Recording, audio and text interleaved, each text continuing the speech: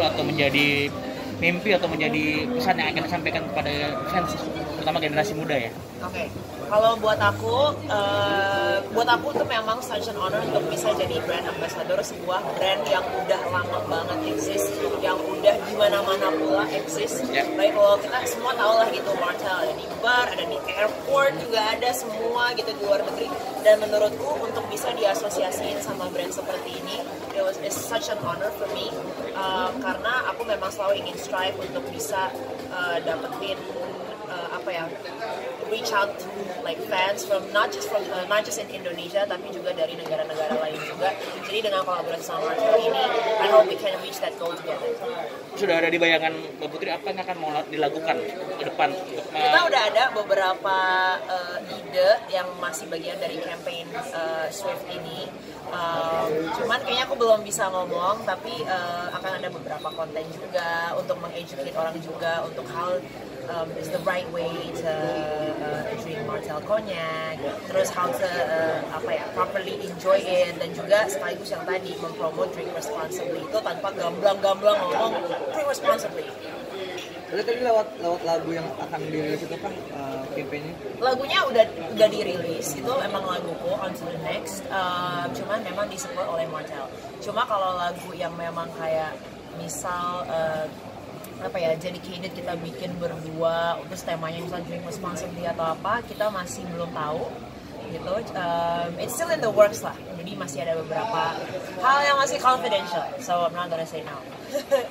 Yeah. Mungkin ada pengalaman nggak sih dari seorang Putri sendiri, maksudnya melihat kadang-kadang kan pengalaman minuman keras tuh identik dengan negatif ya, ada nggak sih pengalaman atau mungkin ada keprihatinan juga anak-anak muda sekarang terhadap hal-hal ini, ada nggak sih? Kalau di circleku sendiri sih nggak terlalu ada ya, karena ya aku sama teman-teman pun juga itu always try to drink responsibly even that before this campaign gitu.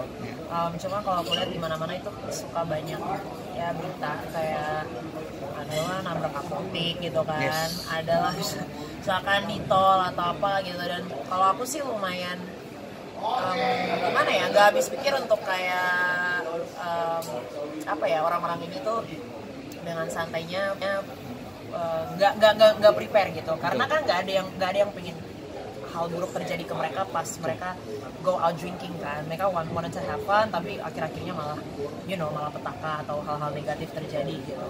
Jadi kalau buat aku sih biasanya lebih ke apa yang bisa dilakuin sekarang ya, misalnya itu lebih ke tahu tendensi masing-masing kalau lagi going out and drinking, dan berusaha prepare sebaik-baiknya sesuai dengan tendensi itu untuk drink responsibly gitu. Pokoknya tahu tendensi masing-masing aja, dan lebih aware aja lah gitu, tahu batas masing-masing gitu. Kalau untuk berkarya nih, ada nggak sih kayak misalkan gue kayaknya harus minum dulu deh ini biar nambah pede gitu mungkin, atau ritual khusus sebelum manggung mungkin, atau lagi bikin lagu kayak harus ada jadi ritualnya gitu, jadi ritualisasi gitu. Kalau aku mah sebenarnya nggak harus untuk minum sebelum manggung, karena emang udah begini gitu loh.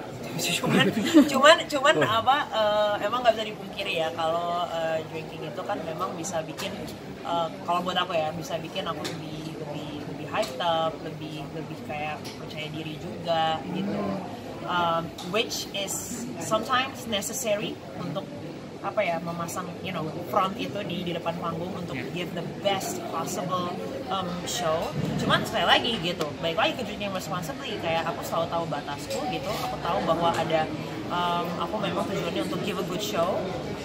The fans wanna see me, the audience wanna see me gitu. Dan kalau mengingat itu ya aku gak bakal drinkingnya tuh melebihi batas gitu, karena ya aku juga mikirin gitu fansnya, mereka here for a good show, tapi kalau aku kenapa-napa gitu kan, kalau aku nggak jelas atau hal-hal negatif terjadi kan bisa ke mereka juga gitu efeknya gitu. Tadi sempat ke Thailand ya, kemana daerah? Thailand, Vietnam. Boleh mungkin share pengalaman ketika ke Thailand dan Vietnam, apa yang didapatkan gitu? Yang pasti aku cukup kaget bahwa ternyata audience hip hop, especially hip hop di Thailand dan Vietnam itu mereka lumayan hype. Mereka knows how to have fun. Dan aku nggak tahu kenapa, mungkin karena di mereka budaya hip hop itu lebih kental juga di sana, industrinya juga lebih jalan karena mereka juga punya bahkan di national TV gitu mereka ada acara rap gitu. Kalau di kita kan agak kurang gitu kan, dan orang-orang biasanya kalau nontonin rap tuh tetap apresiasi di sini, tapi lumayan bingung. Itu stay tapi kayak gitu kan, karena kita kebiasaan lebih banyak dengerin pop, indie rock gitu, yang movementnya tuh bukan yang begitu gitu. Tapi pas aku ke Vietnam, especially Vietnam ya, karena aku jujur aku nggak tahu ada apa gitu di Vietnam tadinya, tapi melihat ternyata di situ the crowd went quite crazy gitu. Aku jadi mikir kayak Indonesia sebenarnya udah mulai maju nih hip hopnya, tapi sebenarnya masih agak way behind kalau dibandingin Thailand sama Vietnam gitu. Jadi maybe it's not my responsibility, maybe it is, atau mungkin ini responsibility para player lain juga di hip hop. Tapi yang pasti kita berpikir gimana caranya untuk bisa nyampe at least tahap itu. Ketika bersentuhan dengan budaya Thailand, budaya Vietnam yang berbeda dengan Indonesia, ada inspirasi nggak sih untuk menciptakan sebuah karya gitu? Oh pastinya. Karena kan kita aku di situ ketemu juga sama beberapa rapper sana gitu, F-Hero, Millie, terus dari Jepang juga, semua pada kali ke Thailand kan, Leon Panarakis dari Jepang, terus nanti kita bakal ke Jepang juga nih, ketemu AWH, JP The Wavy gitu, dari Vietnam juga ada. Yang pasti kalau dari aku ya, yang konkretnya aku dapat adalah untuk mengincorporate budaya lokal lebih banyak di lagu. It might be a good idea.